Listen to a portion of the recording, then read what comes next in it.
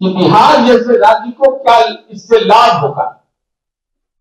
अब ग्रामीण और शहरी असमानता कैसे घटेगी, पलायन कम कैसे होगा। तो छोटे शहरों को नए विकास के केंद्र, नए डेवलपमेंट सेंटर के रूप में विकसित करने की केंद्र सरकार की योजना है, तो उसका हमको लाभ मिलेगा। हर जिला में एक ट्रामा सेंटर बनाने की बात इस केंद्रीय बजट में किया गया है। बिहार होकर ही गुजरेगा वो वाटरवेज, इसका लाभ हमको मिलेगा। अभी सिल्लीगुड़ी वाली चर्चा उन्होंने किया कि जो विकास होगा उसका, और इसके साथ साथ जो सबसे महत्वपूर्ण हमारी समझ से बिहार के लिए लाभकारी होना है कि टूरिज्म के सेक्टर में अब बिहार आगे बढ़ रहा है।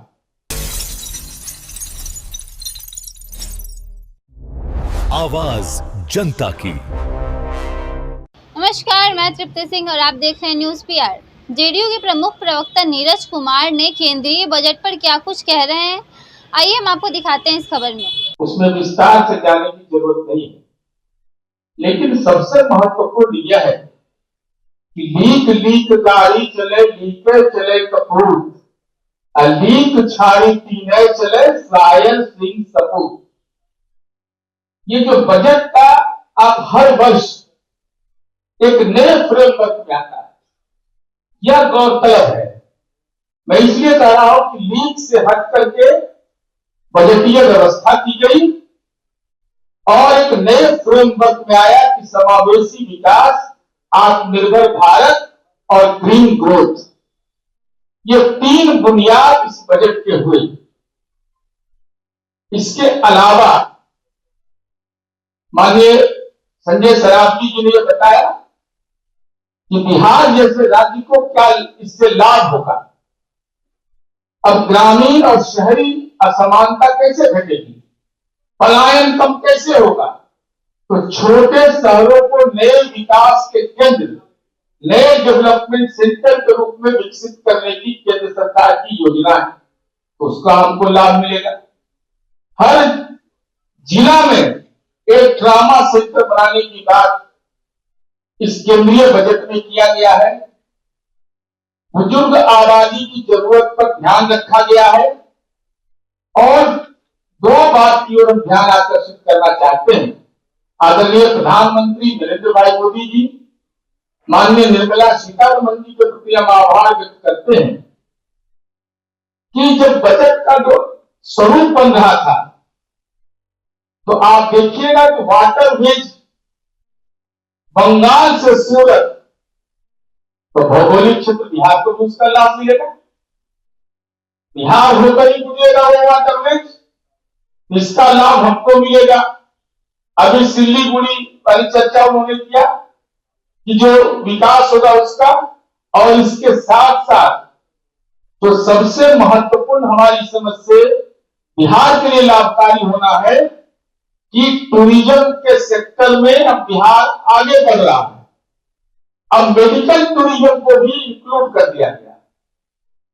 तो मेडिकल टूरिज्म अगर इंक्लूड होगा तो पड़ोस का देश, पड़ोस के राज्य, इन तमाम लोगों को फायदा होगा।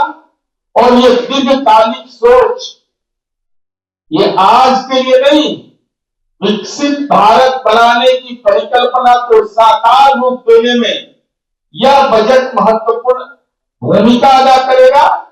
और सर्विस सेक्टर को इतना इंफोसिस पहली बार किया गया है, चाहे टूरिज्म का क्षेत्र हो, हेल्थ का सेक्टर हो, देखभाल की सेवाएं हो, बायो फार्मा हो, वस्त्र हो। इसके अलावा बिहार जो शिक्षा के क्षेत्र में लगातार एक नए मानक स्थापित कर रहा है।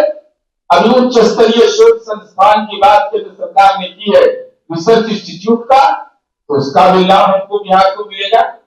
इसलिए समग्रता में आप जब देखिएगा तो यह केंद्रीय बजट जो निर्मला सीतारमण जी ने 3 कर्तव्य जो संजय सरावगी जी ने बताया, और कर्तव्य को पूरा करने की जो पूरी कार्य योजना है, वह कार्य योजना यह बताता है कि देश के संघीय ढांचा केंद्र और राज्य दोनों के बीच बेहतर कैसे समन्वय रहे, पूंजीगत व्यय कैसे उसका बढ़े, इन तमाम मुद्दों को केंद्रित किया गया है। तो हम समझते हैं कि ये देश में केंद्रीय बजट जो हमारा पेश हुआ है, जिसका स्वागत बिहार एनडीए के नेताओं ने किया, माननीय मुख्यमंत्री नीतीश कुमार जी ने किया, इसके साथ ही साथ आम आवाम, चूंकि बिहार के भी निर्माण के क्षेत्र में हो रहे विकास और मानव विकास सूचकांक की चुनौतियों में पूरा करने में यह बजट महत्वपूर्ण भूमिका अदा करेगा। तो बिहार के एनडीए के घटक दल की ओर से, जनता दल यू की ओर से, बिहार के 14 करोड़ लोगों की आवाम की आकांक्षा के अनुरूप और महामहिम के अभिभाषण में आज आदरणीय प्रधानमंत्री जी से केंद्र सरकार के प्रति जो आभार व्यक्त किया जाना, यह केंद्र और राज्य के बेहतर संबंध का एक नमूना है और हम समझते हैं कि बिहार के विकास पर यह गति देगा।